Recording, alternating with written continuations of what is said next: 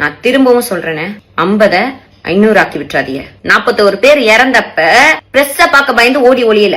இதுல ஒன்னே women harassment, விமனுக்கு பாதுகாப்பு இல்ல. யார்கிட்ட இருந்து பாதுகாப்பு இல்ல தெரியுமா? உங்களை வல்கர் வாரியர்ஸ் கிட்ட இருந்தா பாதுகாப்பு இல்ல. 50 இருக்கட்டும்னே, 500 ஆக்கிடாதீங்கன்னு சொன்னதுக்கு தான் இந்த வல்கர் வாரியர்ஸ் கமெண்ட் செக்ஷன்ல வந்து பொங்குன்னு பொங்கிட்டு இருந்தாங்க. இன்னைக்கு ஒரு புள்ள செத்து போச்சு.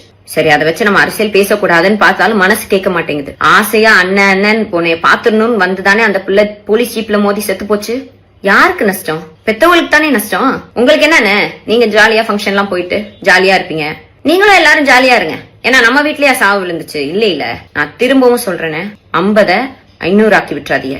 உடனே கேட்டா இதுக்கு பேசினியா அதுக்கு பேசினியா இதுக்கு குரல் கொடுத்தியான்னு வந்துடாதீங்க. எல்லாத்துக்கும் நாங்க அக்கௌண்டபிலிட்டி ரெஸ்பான்சிபிலிட்டி பொறுப்பெடுத்துக்கிறோம். 41 பேர் இறந்தப்ப பிரஸ்ஸ பாக்க பயந்து ஓடி ஒளியல.